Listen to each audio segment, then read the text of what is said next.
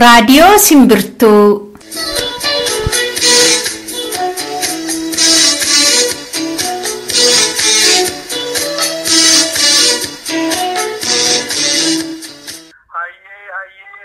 Waaqa gurraacha, waaqa Oromoo, waaqa bokkuu sibiilaa, waaqa shanangadaa, waaqa sagaltaman garbaa, waaqa dalgan booranaa, waaqa ciicoo gurraattii, waaqa siiqqiyaayyoo, nagaadha walitti nu deebistee waaqa waliin nu dubbachiis nagaaf kabajisiif haa ta'u, handeeme nagaan haa galu, fayyaaf nagaa nuuf haa kennu, waan dhalatte haa guddatu, waan guddate haa buru, barri nagaa haa ta'u, bariin nagaa haa ta'u, gaarga nagaa haa ta'u, guddinni nagaa haa ta'u, galgalli nagaa haa ta'u, ganamni nagaa haa ta'u.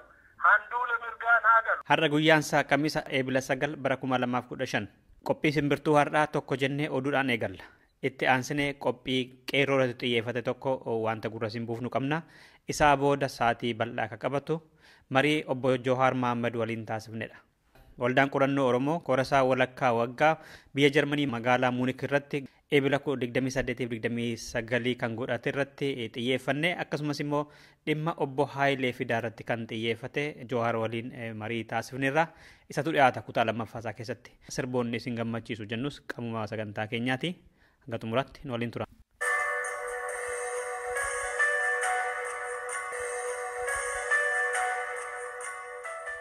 Irra deebi'ee akkam jirtu jechuudhaan oduu isinitti hima. Oromoonni baqatanii biyya Yamanii keessa jiraatan ajjeefamaa fi gurguramaa jiru. Oromoota biyya ambaa jiranii fi jaarmiyaalee mirgaa dhala namaaf baabsan dafanii akka isaaniif qaqqabaniif dhiyeenya kana hiriira bahanii gaafataniiru Yamanitti.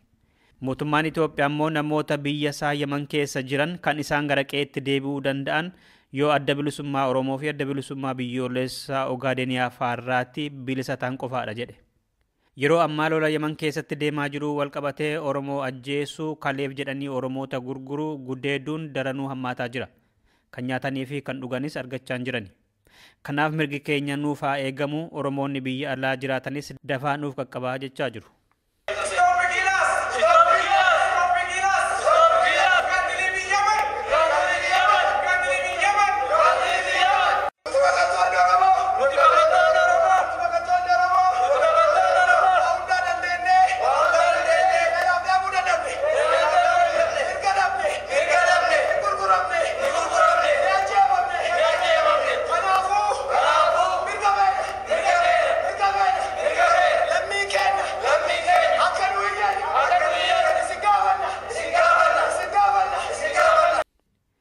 Itoophiyaan waggoota lamaan dhufan keessatti boba'aa lafa keessaan qabu gabaattan dhiyeessa jette.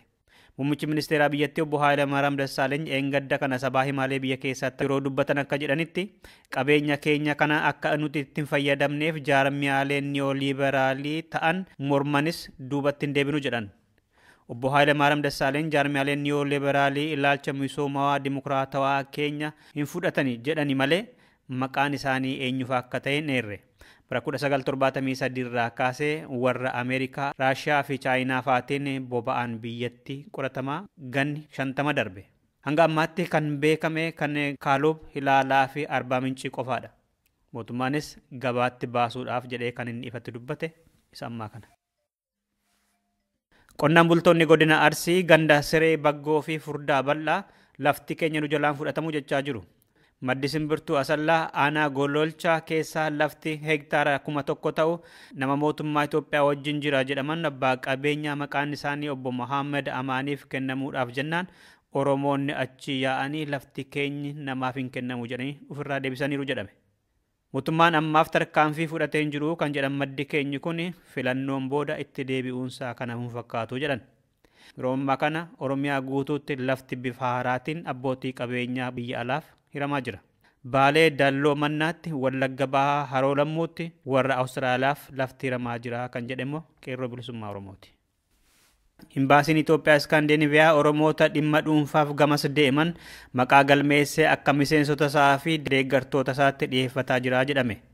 Torban diyaasporaa Oromoo biyya keessatti kabajamuudhaaf Koreen Osloof ijaarame jedhamanii maqaan isaanii dheerama keessaa tokko toon miseensa OPDO hin ta'in imbaasii Itoophiyaa Stookholmii jiru maqaa kiyya na xureesseera jedhanii himatan. Obbo Areeroo Taaffasaa Raadiyoo Simbirtuutti akka jedhanitti mootummaan Itoophiyaa Oromoo hidhaa ajjeesaa fi saamaa jiru wajjiniin hidhatan qaban. Abbaan isaanis mootummaa makanaan ajjeefaman isaanillee ganna 2 dura adda bilisummaa Oromoodha jedhamanii hidhamanii turan biyya keessatti. qabeenya Oromiyaatii qabaniif bakka bu'umsa kennuudhaaf wayita achi deeman nama obbo Tarrafaa Burqaanuu wal bare malee koree torbee diyaasporaa Oromoo keessa hin jiru miseensa isaanis miti jedhani. Dhimma qabeenya abboo irratti garamma ambaasii Itoophiyaa deemee ture akka bakka bu'ummaa naa kennanii afaan Amaaraan beeku ennaan nama afaan Oromoo dubbatanii nama Tarrafuu Burqaa jedhanii isa nam kana naa dhiyeessanii inni waan kana na barreessisee afaan Oromootti akkasiin na gargaaree nam kana akkasiin wal barannee malee mootummaa suni wanni walti nu qabni hin jiru.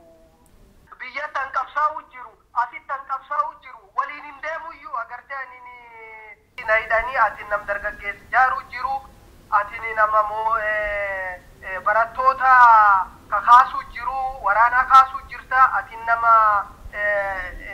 nama siduuf jira dhaabni siduuf jira jedhanii hidhaatti na darbatanii akkasi. Ani walgahii warraatu irratti hirmaadhee hin beeku waan warraatu wanta akka walitti makameeyyuu hin beeku.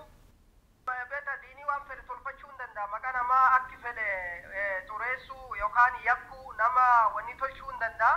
Ani nama seena guddaa qabu agartee maqaan kun kompliitiin allallatu agartee ani dhaab warraatiin miseensi warraatiin akkasii jedha.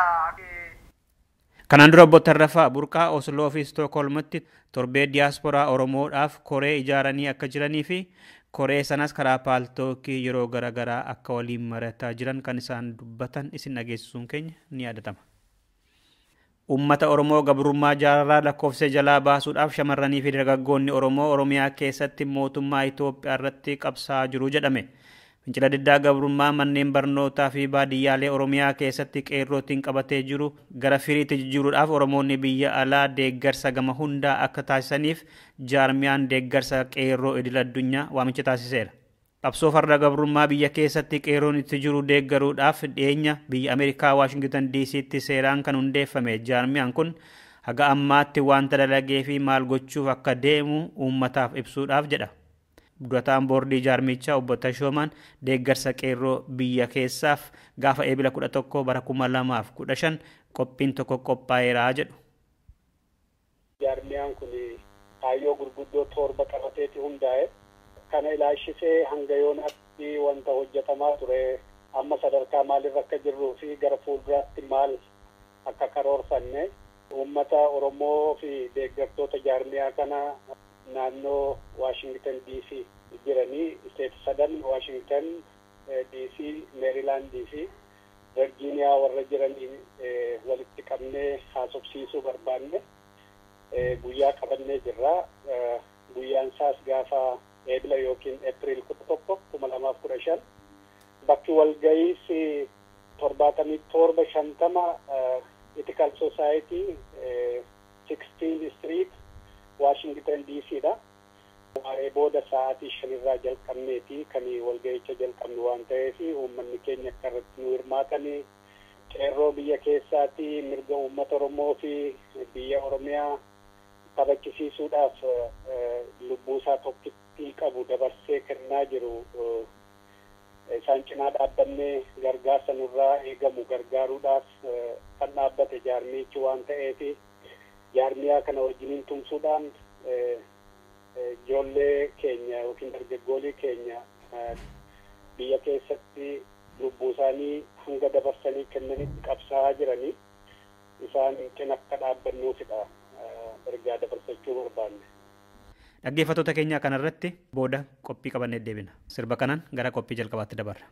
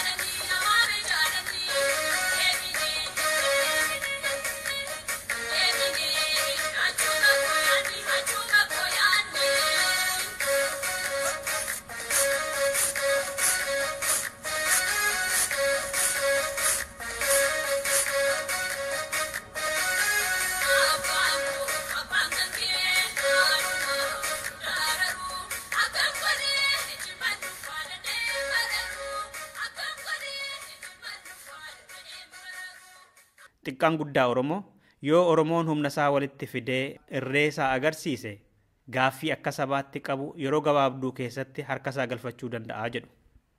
Humna ta'uun immoo kan dhufu yoo Oromoon cufti bakka jirutti waan gochuu danda'u gumaachedha. Inni barreessuu danda'u waan saba isaa fi miidhaa isarra jiru halaggaatti agarsiisuun, inni horii qabu gumaachuun, inni fiigee qabuu danda'u immoo qawwee qabatee loluun keessaa fi alaan martuu yoo ka'e akka warra Eertiraa fi Sudaan kibbaatti gabrummaa irratti injifannoo argachuun yeroo dhiyoo keessatti fakkeenya gaarii ta'uun fagoon ta'u. Yeroo ammaa kana biyya keessaa dargaggoo fi shamarran Oromoo fincila diddaa gabrummaa gaggeessaa jiru. Kanaaf immoo deeggarsi gama hundaa akka barbaachisu Oromoota alaatti dhaammataa turan. Waamicha kanaaf awwaachuun immoo dirqama dhalootaa fi seenaa Oromoo irra jirudha. Jaarmiyaan tumsa qeerroo idil addunyaa jedhamu waamicha dhalootaa dhiyaate kana dhugoomsuudhaaf dhaabbachuu isaa ibsee waan kanas Oromoota US Amerikaa naannoo Washington DC, Maryland fi Virginia jiraataniif gaafa eebila 11 bara 2015 sanbata iftaanitti waamicha godheera. Durataan boordii jaarmiyaa kana obbo Tashoomaan dhaamsa qabu irratti qophiin keenya jalqaba isarratti xiyyeeffata. Maqaan koo Tashoomaadha. Jaarmiyaa as biyya Ameerikaa magaalaa guddoo Washington DC'tti yeroo darbe dhaabbate jaarmiyaa deeggarsa qeerroo idil addunyaa jedhamu durataa boordii jaarmichaati. Akkuma kanaan dura websaayitii irrattis akkasumas miidiyaalee adda addaatiin ibsuu yaalletti jaarmiyaan kun kaayyoo gurguddoo 7 qabateeti hundaa'e.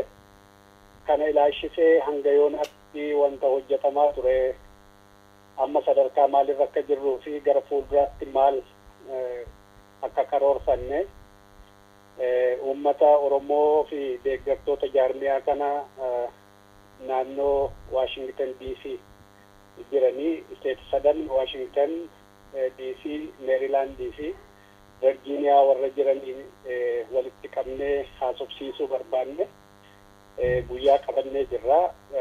Guyyaan isaas gaafa eebila yookiin April 11 2015 bakki walga'iis 7750 Ethical Society 16th Street Washington DC dha. Booda sa'aatii 5 irraa jalqabneeti kan walga'icha jalqabnu waan ta'eef uummanni keenya akka irratti nu hirmaatanii qeerroo biyya keessaatti mirga uummata Oromoo fi biyya Oromiyaa kabachisiisuudhaaf lubbuusaa tokkittii qabu dabarsee kennaa jiru isaan cinaa dhaabbannee gargaarsa nurraa eegamu gargaaruudhaaf kan dhaabbate jaarmichi waan ta'eef jaarmiyaa kana wajjiniin tumsuudhaan ijoollee keenya yookiin dargaggoolii keenya biyya keessatti lubbuu isaanii hanga dabarsanii kennanitti qabsaa'aa jiranii isaan cina akka dhaabbannuufidha. Uummanni Oromoo qabsoo Oromoo karaa adda addaatiin taasifamu cinaa dhaabbachaa tureera, ammas cinaa dhaabbataa jira. Kunis immoo iyyuu keessumaatti dararaanii dargaggoota Oromoo, qeerroo Oromoo, dubartii, dhiira otoo hin jedhiin miidhaa guddaan yeroo ammaatti irra gahaa jiru. Barattoota gooda sadarkaa tokkorraa jalqabee hamma barnoota olaanaa yuunivarsiitiitti jiru baay'ee haalaan kan nama gaddisiisuu fi suukanneessaa kan ta'edha. Yeroo ammaallee dararaan kun ciminaan itti fufee jira. Kan ammoo iyyuu qeerroon hanga lubbuu isaanii kennanii Oromiyaa kabachisiisuuf, mirga Oromoo kabachisiisuuf qabsaa'aa jiru waan ta'eef nuyi warri biyya alaa jiraannu waan gargaaruu dandeenyu waan lama. Tokko maallaqa isaan barbaachisu maallaqaan deeggaruudha.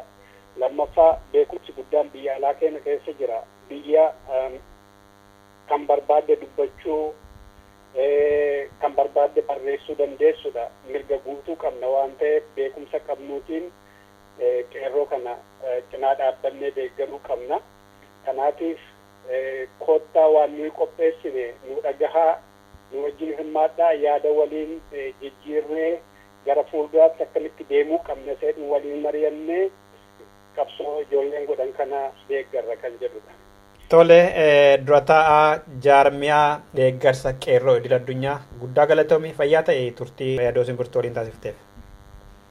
Isinis galatoomaa carraa nuu kennitanis baay'ee waan bareedaa hojjetaa jirtu jabaadhaa galatoomaa.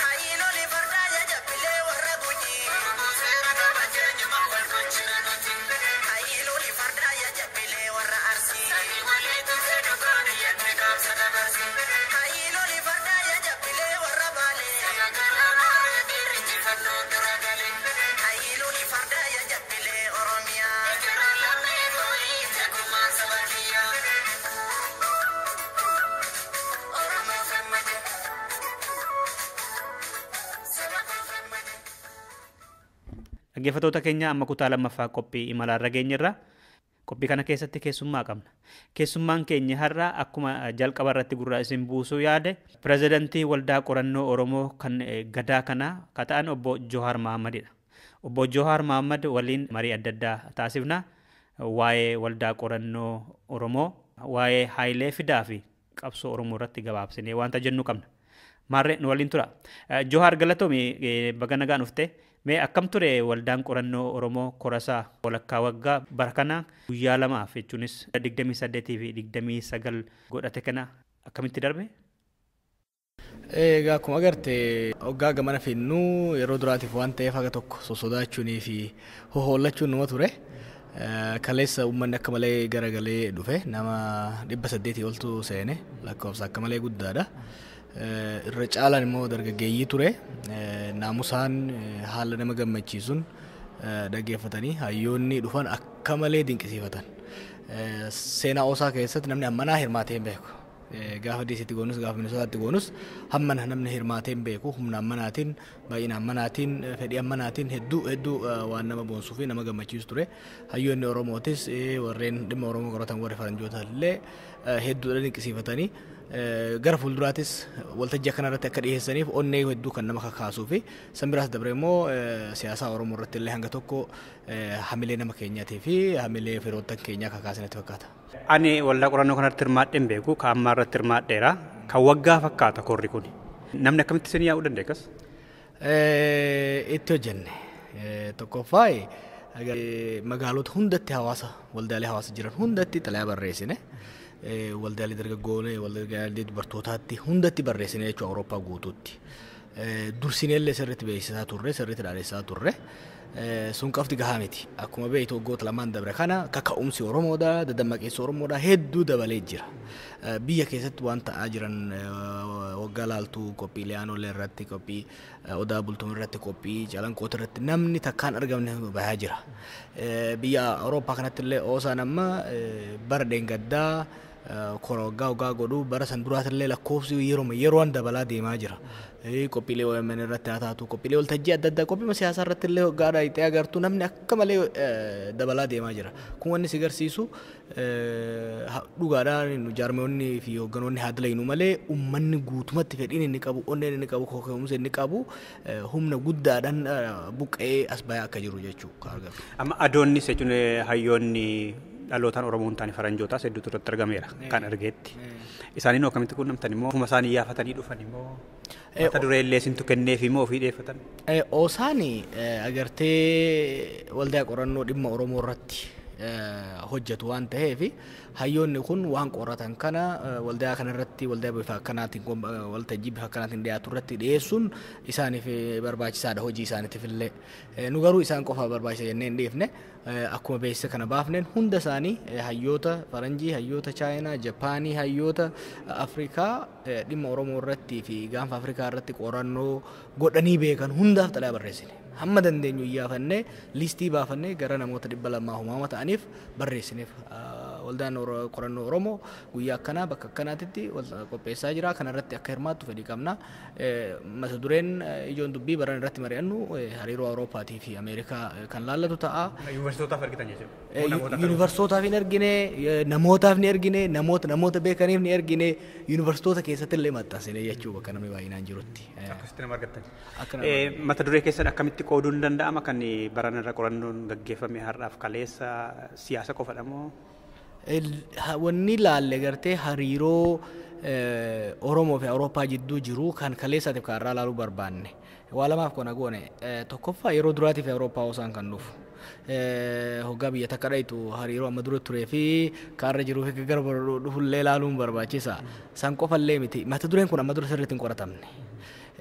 Foreign policy hoggaa laallu fakkeenyaaf dhimma haajaa alaa hoggaa laallu kanuma Ameerikaatiif yeroo baay'ee laalama Oosaa irratti. Tarii Oosaan waan achi jiruuf haa ta'u, tarii immoo Ameerikaan humna guddoo waan taateef ta'uu danda'a.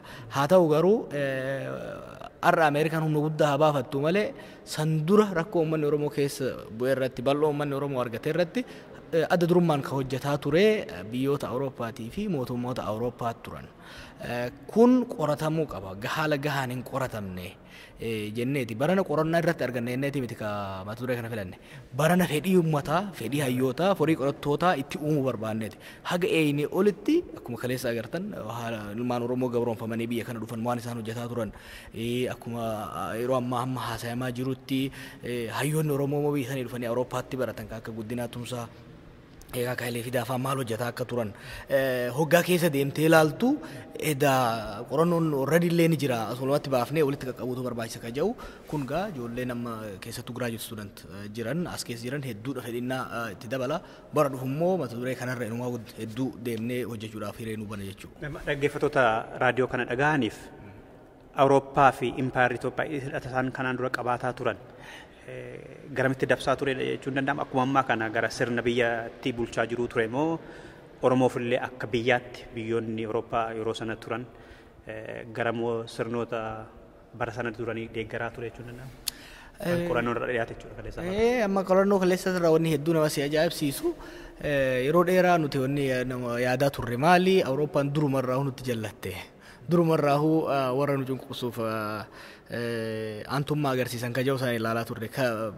Waan kalee dhiyaate irraa wanni ati agartu Dr. Gammachuulleen ka dhiyeesse, Profeesar Isgaa'el ka dhiyeesse, Koloniin ka dhiyeessite hundarraa wanni ati agartu maali hamma dhihoo kanaatitti hamma sirni Abisiiniyaa gatiin jabaatinitti yeroo agartee Awurooppaa fi Oromoo jidduu hariiroo gosa lamaati ture. Tokko kanummaan namoonni matuma isaaniitiif biyya laaluuf hojii mishinariitiif kaka'umsaan deeman ture. Warri sun hoggaa dhaqan mootummaan Abisiiniyaa illee jama waan hin turreef waan Itoophiyaatii fi Abisiiniyaa jamu kunillee Awurooppaa keessaa akkasumara hin beekamu ture. Waan hin beekamneef akka dhaqaniin dhugama argan san fudhatanii asii gabaasaa turan. Garuu haasatuma sirni Abisiiniyaa jabaachaa deemuunii fi wanni Abisiiniyaanii fi wanni Itoophiyaa jamu kun Awurooppaa keessatti dhageettii argataa olaantummaa argatuun dhugaan Oromoo awwaalamutti seene. Hojii maayyootaa keessattuu, hojii barreeffamaa keessattuu gadi awwaaluun dhufe jechuu. San dura ilmaan Oromoo gabrooman iyyaafatanii irraa barreessaa turan. Sani as kalee Profeesar Mokriyaan sani qabxii inni kaa'ee garte. San dura iyyaafatanii nama gaafataa turani. Amma immoo hoggaa iyyinillee nu dhaggeeffatan jira. Maaliif sirni Itoophiyaatiif sirni Abisiiniyaa olaantummaan Habashootaa kun hedduu faranjoota mataa dhiqee qabee waan jiruuf waan Oromoo kanarratti hedduu haguugamuudha agarta. Haa ta'u gaa wanni haguugame hundi akka haguugametti hin taa'u biinxanii keessaan bahuu barbaachisa. Biintuudhaaf immoo hunoo hulaa dhadhaa jirra jechuudha. Johaar mata duree tokko dhiyeessiteettamoo dhiyeessuuf deemtamu? Dhiyeessuuf hin deema. Waa'ee Haayilee Fidaati. Gaheen Haayilee Fidaa Awurooppaa keessatti maal fakkaataadha? Mee maal ture Haayilee Fidaan ilaalcha siyaasaa inni qabu beekamaadha. Mee dhaggeeffattoonni hundaan beekan waan ta'eef Haayilee Fidaan eenyudha? Ilaalcha siyaasaa inni qabaachaa ture akkamidha akka jedhuu fi maaliif akka kana filattellee? Ilaalchi Haayilee Fidaa sirriitti hin hubatamu. Akka malatti hubatamellee. Haayileen agartee ilma Oromoo ilma hiyyeessaa tokko ka arjootti dhalatee achitti guddate. Ijoollee Oromoo hiree xiqqaadhaan barnoota argatanii Yuunivarsiitii Finfinnee keessatti jiyooloojiidhaan akka Habashaa bara 1955 eebbifame. San booda eega biyya san keessa waggaa tokko dalagee booda gara biyya Faransaayii deemee barachuu eegale. Akkuma Faransaayii dhaqeen wanni inni hojjete Amaariffaa fi Afaan Oromoo barsiisaa ture gartee Faransaayii keessatti. Sanirraa kaasee fedhiin inni Afaan Oromoo Faranjii barsiisa kolleejjii keessatti. Yeroo san amma shiftii ka godhuu eegale gartee yeroo san amma qubee saabaatiin barsiisuu fi qubee kaaniin barsiisuu ka jiru dilemaa keessa waan seeneef gara qubee Oromootitti qubee Laatinii kanatti jallataa dhufe. Isumarra jiru kana fakkaata. Lakki isatu kana fakkeesse malee wanni kana fakkaatu hin turre san dura. Qubee har'aa kana isatu daandii qabsiise jechuudha. Daandii kana isaa fi Sheemama Rashaadiitu qabsiise. Agartee Haayileen bara 1960moota gara duraatirraa kaasee yeroo Faransaayii turetti waan kanarratti qorannaa seenee hayyoota adda addaa wajjin hojjechuun hojjetaa ture. Waa lama waan Haayileen biyya Awurooppaatti hojjetaa turre bakka sadiittiin qoodee ilaaluu danda'a. Tokko dhimma komunizimii dhimma sooshaalizimii addunyaa irratti hirmaataa ture. Keessattuu paartii komunistii biyya Faransaaytiin hedduu walitti dhiyaatee hayyoota komunistii yeroo san Faransaay keessa beekaman hedduudhaan hedduu walitti dhiyaata ture. Tokko kana. Kan lammaffaa sochii barattoota Itoophiyaa keessatti mirgi sabaa mirgi uummataa akka kabajamu sirni fiwudaalaa akka kufu eenyu olitti barreeffamoota irra maqaa adda addaatiin barreessaa ture namni kun. Barreeffamoota adda jecha afaan Amaaraa afaan siyaasaa namni godhe Haayilee Fidaati. Yeroo sanitti jechuudha. Hedduu barreessaa ture waldaa sanillee warra dhaabee keessaa waldaa sanillee hoogganaa ture.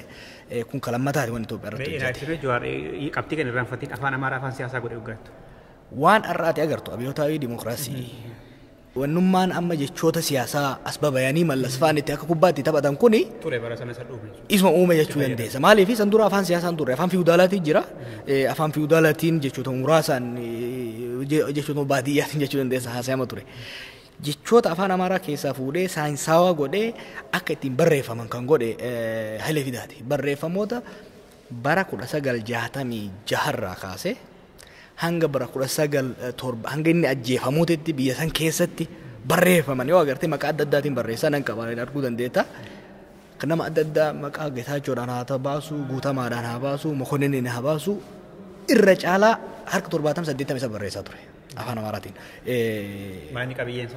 Qabiyyeensaa waa'ee wal'aansota irratti sirna fiwudaalii biyya sanii akkamitti hamaa akka ta'e hariiroon saboota akkamitti akka badaa akka ta'e hedduu hojjeta ture. Gaaffiin saboota jira jedha gaaffiin sabaa yookaan gaaffiin. Sirriitti kaasa san booda irratti siddee beekamaa irratti qabxiin sadaffaatiin si tuquu barbaada. Tokko kan waa'ee komunizimii hojjetaa turen siin jee lammaffaa waa'ee Itoophiyaa irratti hojjechaa ture sochii barattoota Itoophiyaa ayidiyoolojii isatu qabsiisaa ture. Ka sadaffaa afaan Oromoo irratti dalagaa ture. Afaan Oromoo irratti immoo bifa lamaan dalagaa ture. Afaan Oromoo qofa irrattu. Tokko afaan Oromoo barreessuun barbaachisammaa isaa yeroo sanitti duula guddaa godhame afaan Oromoo cuqaa biyya keessatti dhoorgaa ture. Biyyuma alaa kanattu duula guddaa godhamaa ture afaan Oromoo ukkaamsuudhaaf. Kalee dhageessee jirta Jarmanitti bara 1840 keessa qorannoo guddaa godhamaa ture afaan Oromoo irratti. Sanboota sun ukkaamfame afaan Oromoo irraanfatame. Xiqqoo xaaliyaanonni bara 1930 keessa eegalanii turan. Eega isaan rukutamanii ba'anii booda ammallee afaan Oromoo hin danda'ame. Haayileen amma yeroo sanitti afaan Oromoo barreessuun akkamitti barbaachisaa akka ta'e. Qubee sammaa kana. Qubee kanaan barbaachisuun maaliif akka barbaachisaa ta'e. Ideological battle godhaa ture. Waraana ideolojii gaggeessaa ture gara tokkoon. Gara lammataatiin immoo maal godhaa ture? Qubee kana immoo dagaa'isaa ture. Qubee kana dagaa'isuu irratti Oromoota adda addaa wajjin dalagaa ture. Amma dokumentii isaa hedduun qaba. Dokumentii san keessatti nama tokko keessa gargaaraa ture. Nama obbo Tokko Tarfaasaa jedhan olmost sekretarii isaa ture. As qofatti miti. Dhaaba Ethiopian National Liberation Front kan dhaabe Haji Hussein Soraafaa yeroo edan turanitti isaan wajjin immoo hariiroo waliin qabaa ture. Hariiroo siyaasaa kan waliin qaban cinatti garuu afaan Oromoo irratti bakki kun biyya keessanitti akkam jedhama. Nuti akkanatti barreessuu eegallee jirra qubee develop godhee booda. Taayipiraayitarii mataa isaa develop godhee beekan namni kun. Eega develop godhee booda isaan ergaa ture fakkeenya nama Haadii Gaangoo jedhamu biyya kan Jarman jira yeroo san isaan wajjin jiraataa ture isaan wajjin walii jijjiiraa turanii akkas qofaa miti warra Soomaaliyaa jiranitti illee warra biyya Soomaaliyaa jiranitti illee barreessee akka Soomaaliyaan afaan ofiitiin barreeffachuu eegalteen bara 1960 keessa jechuudha. Soomaaliyaan eega mootummaa argattee afaan ofiitiin barreessuu eegalte mee akkaataa isaan itti barreessan naa ergaa jedhanii erganiif. San booda immoo kitaaba tokko fixeetiin jira achitti maxxansuu hin danda'amaa jedhanii walii gaafataa turan jechuudha.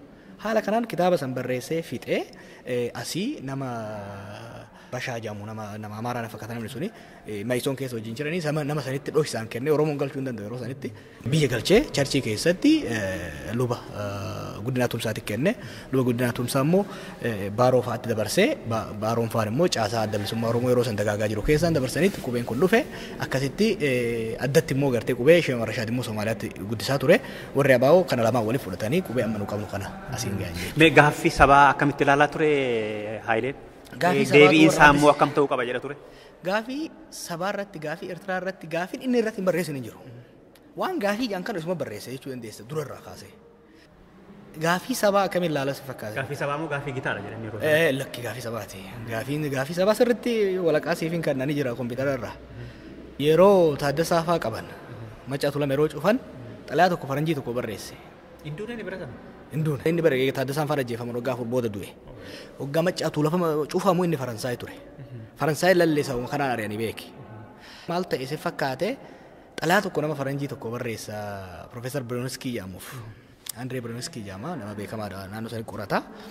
Walii waggaa barreessan achi keessatti rakkoon guddaan biyya sanii Amaaronni Shawaa Shawaan Noobelitii jedhanii olaantummaa saba guddaa qabanii.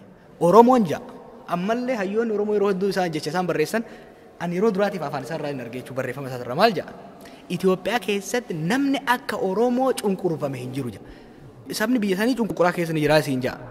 Ka akka Oromoo sal the most oppressed people in the empire ja'a. Empire jedhee waan Yes. Jedhee barreessa. San qofallee miti bira dabre hanga sirni kun diigameetti walqixxummaan hin dhufu. Hanga walqixxummaan hin dhufin hanga cunqursaan uummata Oromoo irra godhamutti hin ka'in ija. Private beek xalaa private walii barreessanii hin jijjiiramu ja'a. Jechuudha namni kun. Finally garamitti haa deemu waggaa jiru sadarkaa amma irra deemaa ture irratti inni abdii hawwii qaba ture abdii qaba ture. Sirni fiudaalaa sun yoo kufe sirni olaantummaa Amaaraa sun yoo kufe walqixxummaan sabaaf sablammootaa yoo ka dhufu taate hayti Oromoo illee eeggamuu ni danda'a. Itoophiyaa keessa jee yaada ture jechuudha. Gaa kanarratti osoo deeman gara Ma'isoon dhaabuuti godhanii Ma'isoon wajjin qabatanii biyya galee biyyattis yeroo galetti dhugaadhaa paartii keessa socho'aa. Dura wanni inni godhee maal beektaa? Mana kitaabaa banee. Mana kitaabaa banee mana kitaabaa Revolutionary Bookstore na jaana fakkaata achi keessatti banee achi keessatti hirmaata dubbii raabsuu jiruun isaa hundi nama barreessuu ture beeka. Wanni inni irratti barreessan amma daayarii isaatiin qaba. Inni qaboo inni dhuunfaadhaan mataa fiitiin barreessu. Achi keessatti illee waan baay'ee barreessa. Yeroo baay'ee amma Oromoo keessatti hedduun ololumaa diinaa fudhatee isarratti maqaa barreessuu jira. Fakkeenyaaf Hayileen sabboontota Oromoo almost hunda wajjin hojjechaa ture. Baaroo wajjin hojjechaa ture. Hussein Suraa wajjin hojjechaa ture. Sannaa Ilqee wajjin hojjechaa ture namni kun. Warra silaa jiran hunda wajjin fakkeenyaaf waraanni Harargee keessa akka jiru quba qaba ture. Waraanni bilisummaa Oromoo waggaa dhaabamu quba qaba ture namni kun. Hamma dandame garuu ni durfame. Tarii achuma keessa akkuma jette kanatti achuma keessa deebi'a gaaffiin Oromoo jedhee ture jechuudha. Nama gara Baaroo fa'aa gara OLF dhufuu dhiisee gara mi'eessootti kan dursu jechuudha. Yeroo sanii beek namni hedduulleen akkasuma yaadaa ture.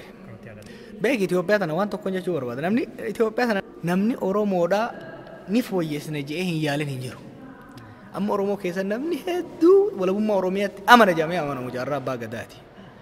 Jaarraa Abbaa Gadaa roorroo biyya isaa keessa godhamu argee roorroo tana karaa seeraatiin hiika jedhee paarlaamaaf dorgome beeke. Paarlaamaaf dorgomee hoggaa inni mo'atu korojoo isaa itti kenname jalaa fuudhanii jalaa hambisan. Bara Sillaasee.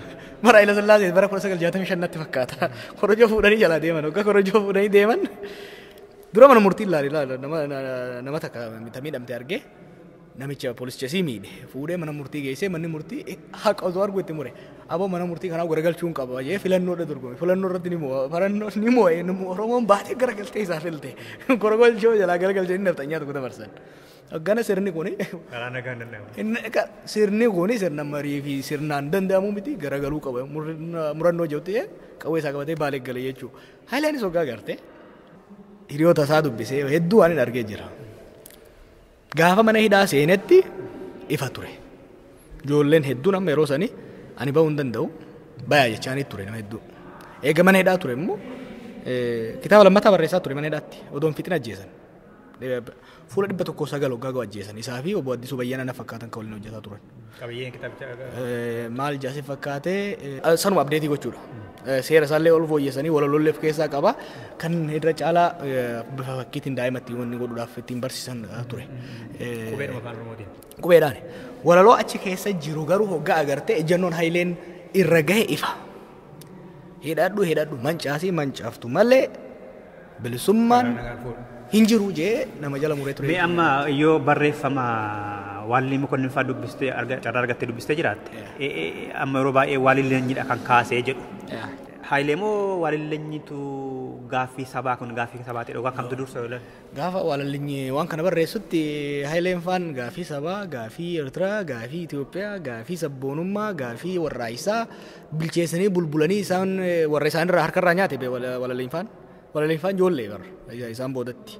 Dhugaadha Waalli Leenyi wanni ittiin jajamuuf tokkoffaa akkaataan inni itti artikuleet godhe lammaffaa amaara ta'ee gaaffii sana artikuleet gochuudha.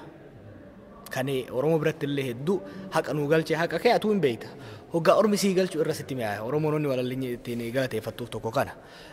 Garuu intellectual influence yeroo sanitti namni amma Hayilee akka ta'e hin beeku malee barreeffama biyya keessa taagal taateq waan adda addaatiin bahan kuni amma reefuu waan tokko siimeetiin ture afaan Oromoo barreeffamuu akka qabu irratti bukleetii peejii 98 qabu barreesse.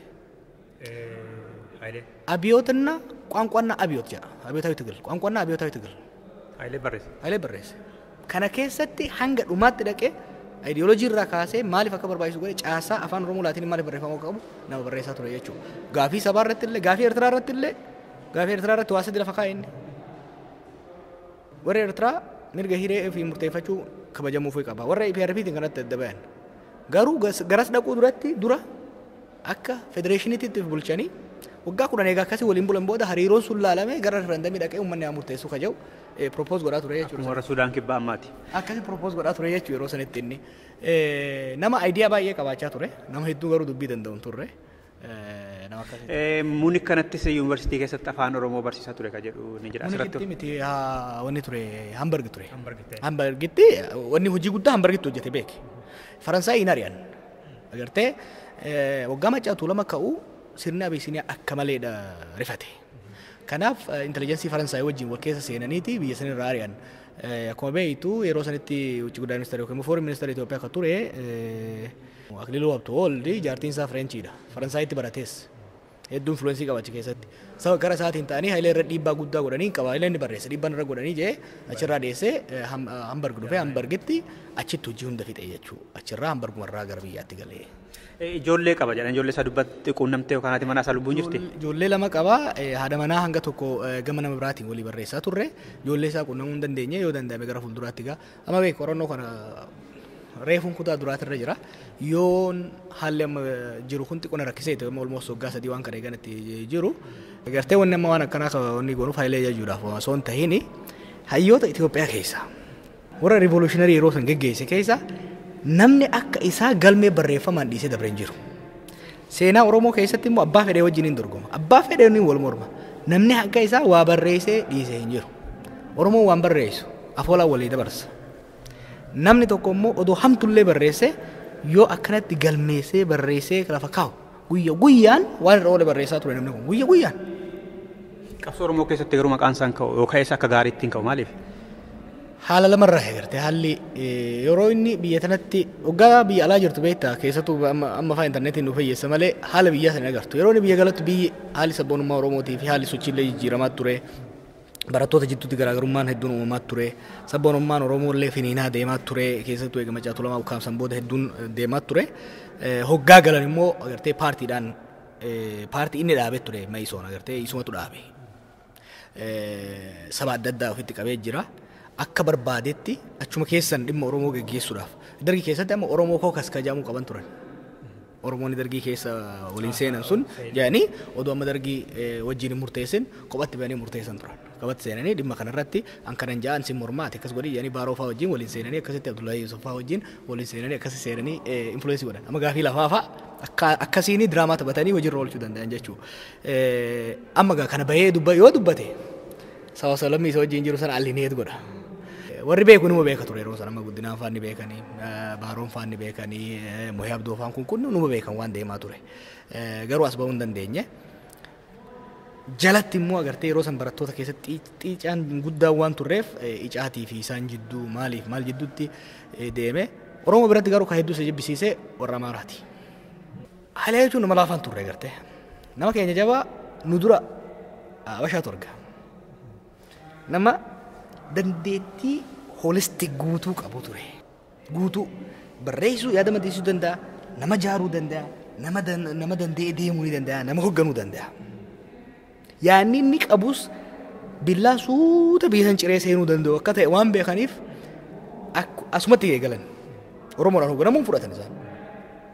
Asumatti fincila irra kaasanii adda baasan waldaa barattoota hoggaanni biyya galu warri PRP sunitti ka'ee achirraa kaasanii reed gobanaa jedhanii Oromoonis gaana sanuma fuutee gobanaan maqaan isaan bareedu itti deemanii haaluma yerooti. Haaluma yerootitu san uume san fide. Tole Johaar amma waa'ee qorannoo kee irratti dhiyeessuu irratti haasofne mee gara Oosaatti deebina. Oosaan bara gadaa kee maal godhe? Amma walakkaa waggaarra jira. Finfinnee amma walakkaa waggaatti maal goote? Wanni yaanne akka akeekaatti kan inni goone tokkoffaa Oosaan agartee walirraa dhaalaa deemuu akka danda'u agarsiisuu barbaanne. Gartee manguddoon teenya waggaa 28tiif waan kanaan deemaa waan turaniif hohoolataan nu kennan dhiiroo ijoolleen tun burcuqqoo kana lafa buusammoo deemuu ni danda'an ka jedhu hawaasuma hundatu akkasi. Kana abbootii keenya hangafoota keenya san waan tokkoon deemuu akka dandeenyu beeksisuu waan amansiifne na fakkaata kaleessa fakkeenyaaf. Gara kaaniif immoo dargaggoota ifitti hawwachuu jaarmeen kuni gara fuulduraa deemuudhaaf Profeesar Mahamad Hassan, Profeesar Asfaa Jaalataa, Makuriyaa Bulchaa qofaan deemuu hin danda'u. Jalaa akka isaanii filsiisuu qabna, guddisuudha qabna jechuudha. Bakka akkanaatti amma hoggaa namni kaleessa akka gartetti harki 70 dargaggeessa ture. Hoggaa ijoollee san akkasitti fidattee of keessa naqxee deemtuuni jaarmeen kun jalaa bakka bu'aa akka horatuuf hireen uuma jechuudha. So amma baatilee dabran kana asaanan kana keessatti immoo amma hedduu dhimma hariiroo araarratti fuulleffanne. Kagannaatti immoo dhimma Oromoo keessaatti fuulleffanne hojjenna. Hamma danda'ametti waan Oromoo laallataa maddisiisu akkasumas immoo jaarmaa kanatti nama tokko dabalu san yaanna jechuudha. Gaarii inni kun akkuma jirutti jijjiirama guddaa qaba dhugaadha. Gama biraan immoo namoonni maayee jedhu gadaa kana keessa hanga ji'a ja'a kanaatti waggoottiin lamaan sadan darban keessa yoggaa wal cinee qabamee ilaalamu dhimma Oromoo qabsoo Oromoo ilaalchisee oosaan barana xalaa barreessuufaa hiriira qopheessuufaa hin mul'anne ka jedhu kuni hin goone. Yoo hin goone ta'e immoo biyya qabsootu hin jiru yookaan cuucatu biyya hin jiru yookaan wanti Oromoo irra ga'u hin jiru maaliif hin goone? Agartee oosaan waan baay'ee baadhataa deemaa ture. Akkuma addi bilisummaa Oromoo waan baay'ee baadhataa deemaa ture. Inni qoosaan yeroo hedduu namatti himu tokko jira. Yeroo dura biyya kana dhufe nama hedduun arge eerpoortitti nama piikaappii raayidii isaa kennu dhabee wajjira adda bilisummaa Oromoo bilbilaa ture. Jaarmoota takkaalama waan qabnu qofaaf jaarmoonni takkaalamni qofti waan hunda baadhattee akka deemnu barbaanna. Jaarmoonni illee waan lakkoon sun hin jiruuf baadhatanii deeman maal taasise fakkaate. Harree takka irratti ba'aa hedduu fe'uudha taati. Sanirra harree hedduu yoo horanne hoo ka ba'aa kana waliin hirattee deemuu dandeessu. Oosaan waldaa qorannooti.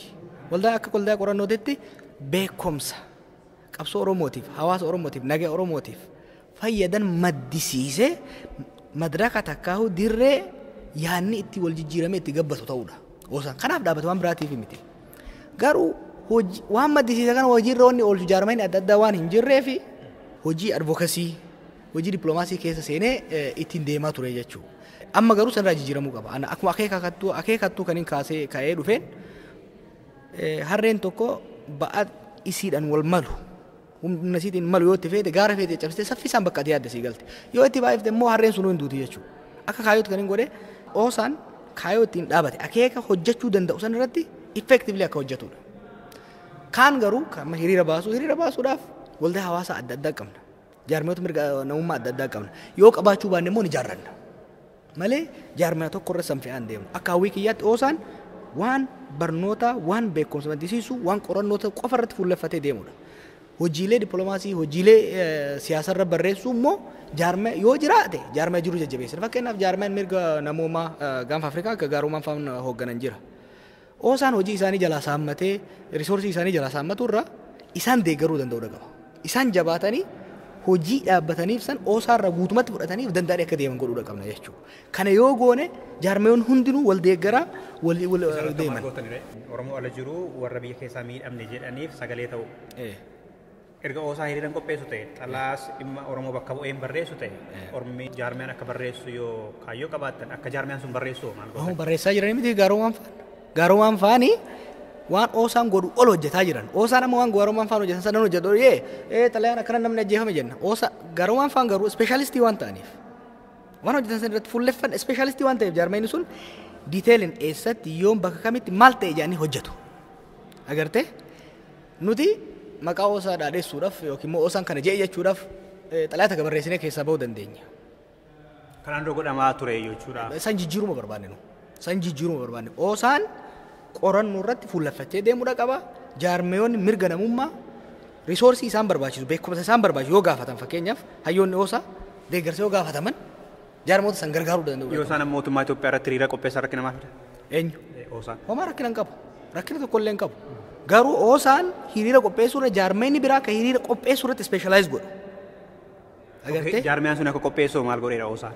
Ni gargaara gaa. Yaada maddisiisaa funoo qorannoo dhiyeessee hayyoonni akkamitti akka qophaa'uu qabu akkamitti akka hojjetamuu qabu hayyoonni irra dhiyeessan. Hiriira bahuu irrattoo waraqaa barreessuu irrattoo dhimmoota Oromoo hidhamanii kan ajjeefamanii mana barumsaatti madaa jiran sanaaf akka mootummaa bira qabu maaliif jaarmiyaan keessan jaarmiyaan institushiniiti. Fakkeenya tokkoon si mani pirezidantii oosaati. Torbaanii xalayaa 100 barreessa. Warra rakkatan rifuujiidhaaf nan barreessa. Xalayaalee hedduu maqaa jaarmiyoota adda addaatiin baay'ee nan barreessa. San maqaa oosaatiin baasuun oosa madhaadheessuu kijibaaf yoo taate malee dhugaadhaan bu'aa akka buusu ka dandeenyu yoo jaarmiyoota dhimma san laallatan irratti deemne qofa. Fakkeenya amma garee mirga namaa kana siimeetiin jira. Gareen mirga namaa kuni konsaltansii istaatas qaba UN keessatti. Oosaan hin qabu. Oosaan barreessuun Oromoo biratti akka tokko hamilee kaasuu danda'a. Dhugaadhaan garuu impaaktii piraktikaal qabaachuu danda'u jaarmiyaa akkasiiti jechuudha. Hiriira baasuu yoo barbaachisaa ta'u taate fakkeenyaaf Minisootaatti advookasii guruppii jira kan waan kanarra hojjetu. Hiriira Oromoo Pirootestii bara deengaddaa isaanii qopheesse. Senaatoroota amma yeroo adda addaatti bakka waltajjii Oromoo dhufan kana jalatti qopheessa. Oosaan koree jiraawwachiiftuu nama 5 bakka adda addaa jirtuun waan kana hojjedhe yoo jee waan hin dandeenye baadhatee ittiin gugguufaa deemuudha malee hojii fakkeessaa hojjechuudha malee hojii haqaa hojjechuu hin danda'u. Hojii haqaa oosaan waan irra ijaarameef waan hayyoota laallata fuulleffatee deemu jaarmaya kaaniif immoo deeggarsa kan waan san irratti kun osaa qofallee mi kan laallatu jaarmayni siyaasaatis kaayoo dhaabbateef hojii hojjetu san qofa hojjetee yoo deeme gaarii hojii hawaasa bulchuu hawaasa jaaruu yoo seene hawaasa illee ni jeeqa ifillee ni jeeqama jechuudha. Walumaa galatti bara gadaa kiyyatti kanan hojjechuu barbaade. Mee gara biraa qabsoo bilisummaa Oromoo hundeessuu keessatti Johaar uummata ijaaree gara qabsoof gumaacha uummanni akka godhuun hojjennee siin jedhu maali? Yeroo nuti hojii akkana eegalletti bakka uummanni Oromoo irra ture namuu ni beeka. Yeroo hamileen uummata akka malee gadi bu'etti yeroo wal dhibdeenii fi wal nyaachuun akka malee hammaatetti. Yeroo sanirraa haasaan godhaa ture irraa yoo dhaggeeffattan hojiin duraa Oromoon dalaguu qabu of wal'aanu wal ollaanu ispiriitii Oromummaadhaa hafuura Oromummaadhaa walitti deebisu dadammaqiinsa uumuudha. Collective self-esteem collapse tu godhee ture. Kana deebifnee we have to revive our self-esteem. Walitti amanuu fi of amanuu ol deebisuudha qabna. Hamileen namaa ol ka'uudha qaba. Eega hamileen namaa ol ka'ee booda bunallee eega bishaan danfee booda buna itti naqita malee bishaan qorratti buna yoo itti naqaa oolte bunnuun danfullee mi'aawu. Kanaaf hamma ammaatti wanni hojjechaa turre yeroo muraasaas deemuufillee wanni hojjechuudha deemnu ummata kana kakaasuu tokkummaa isaa jabeessuu hamilee isaa jimsuu jaaraa deemuudha. Laafa har'a ol kaanee jaarmaya siyaasaa tokko dhaabnee kaaboo wayyaanee kuufifna yoo jenne ummata keessi isaa fayyaa hin qabne ummanni keessi isaa wal dhibdeen adda addaa jiru hamileen isaa bifa adda addaatiin cabeen yoo hin deemne hedduu deemuu hin dandeessu. Kanaaf akka dirqama mataa kiyyaatti na qofa osoo hin ta'in warri hojjennu akka dirqamaatti wanni fudhannee pirojektoota adda addaa lafa kennee pirojektoota bakkaan ga'uudha. Akka waliigalaatti immoo hamilee Oromoo kakaasuu fi sabboonummaa Oromoo deebisanii dagaagsuu kan jiru sanga akka gaariitti bakkaan geenye natti. Garamitti deema sabboonummaan kun gara Itoophiyaa ijaaruutti moo gara Oromiyaa dandeessa ijaaruutti? Gara Oromoo humneessuutti deema. Oromoon humna qabu karaa feetellee yoo dhufte olaantummaa isaa mirga isaa kabachiisee deema. Oromoon humna hin qabne Oromiyaa irra yoo baasanii itti kennanillee takka ifiifuu waliin bulchu takka ifiifillee buluu hin danda'u jechuudha. Wanni guddaan Oromoon humna horate humna gama waraanaatiin humna gara miidiyaatiin humna gara dippiloomaasiitii fi hayyootaan humna isaa horatee hojjechuudha qaba. San yoo san qabaate hireen feetee yoo dhuftee fira deemuu danda'a. Yookaan hiree yoo dhufte akkuma yeroo biraatti deema jechuudha. Bojo Waaroo Ahmed fayyaate. Atillee ulfaata.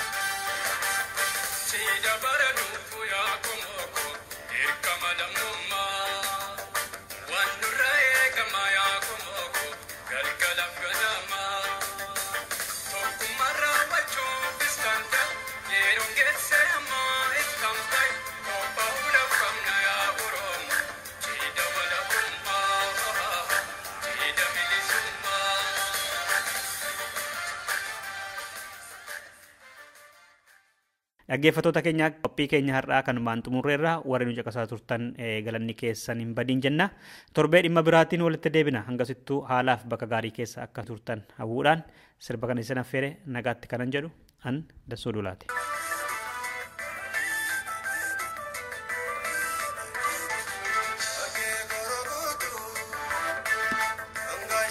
Marco